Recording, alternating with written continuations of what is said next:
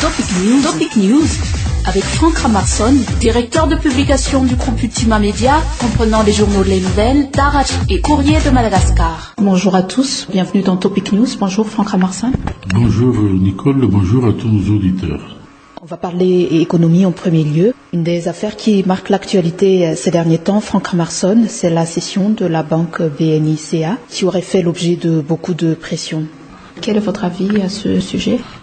Effectivement, donc l'achat de la BNI par un consortium donc indo-pakistanais et surtout d'un consortium d'une banque mauricienne fait jaser donc le microscope politique et économique. Pourquoi ? Parce que d'après certaines informations, je dirais pas rumeurs puisque nous ne sommes pas là pour colporter des rumeurs, que la CSBF le 21 août aurait donc refusé le rachat par ce groupe.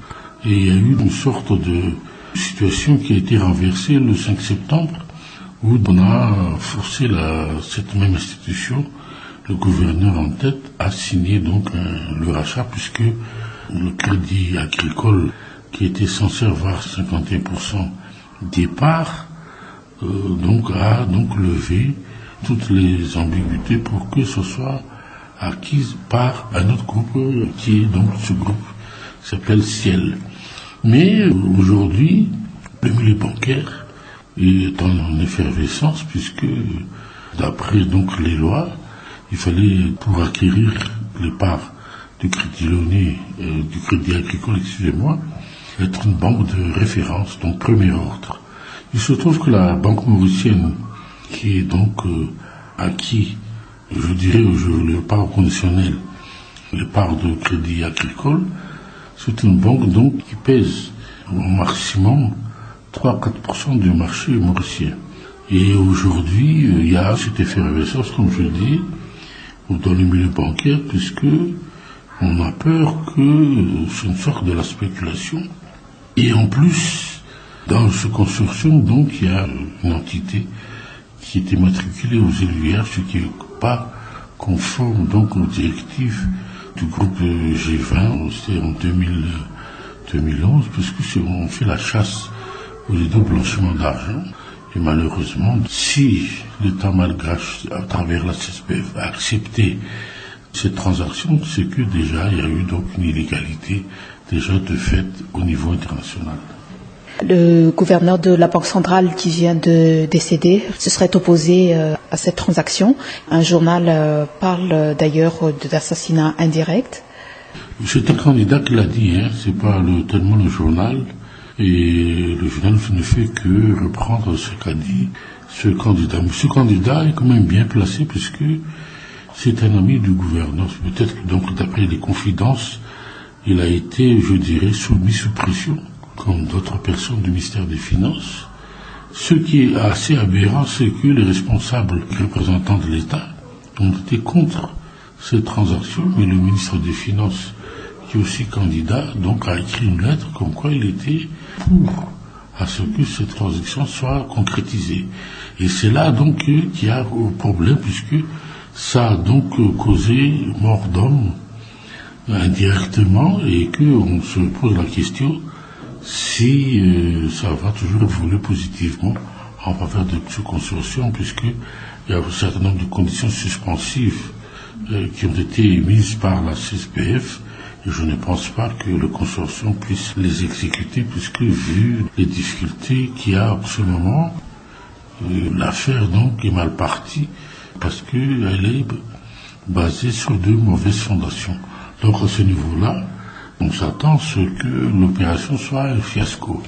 Et en plus de ça, vu les circonstances politiques, vu aussi donc que ce sera un opérateur indo-pakistanais qui fait la reprise de cette banque. Vous avez très bien l'ambiance qu'il y a actuellement au niveau donc de la politique. Il y a un risque encore de xénophobie qui va se mettre en place, et ce ne sera pas l'avantage que ce soit de l'État malgache ou des repreneurs.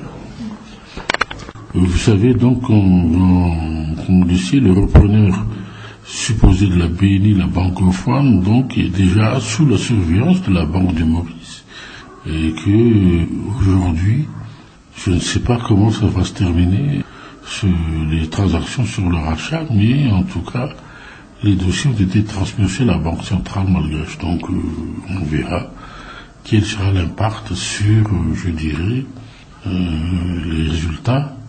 Mais aussi, donc, il faudrait savoir que si transaction a été concrétisée, il faut voir aussi quel est le sort du personnel qui est vraiment inquiet de ce qui se passe. Et enfin, à propos de politique, on est à 15 jours du début de la campagne électorale officielle. Comment voyez-vous l'avancement du processus? De toute manière, les faux débats concernant la tenue ou non des élections, donc on verra qu'il y aura donc une victoire de ceux qui prônent, je dirais, le retour à l'ordre constitutionnel à tout prix, c'est-à-dire ceux qui adhèrent au processus, mais on verra aussi ce que va dire l'ancien président Ratsier. Enfin, en principe, donc, il doit, comme on le sait, donc émettre ses avis. Donc, on n'a pas encore écouté ce matin, mais je pense que ce sera surtout donc un discours d'adieu, puisqu'il va partir à l'extérieur. Donc, c'est une manière pour lui de regretter d'un certain nombre de choses, de promesses qui ne se sont pas tenues, en l'occurrence la conférence au sommet, et que lui, il s'en est bien sorti, puisque ni Rafalman ni Ratzuel ne se présentent, et lui, donc, les sanctions ont été levées, donc il va pouvoir se soigner en France. C'est également la fin de notre émission pour aujourd'hui. Merci de nous avoir suivis. Merci et à la prochaine, Franck Ramarsson. Merci, à bientôt.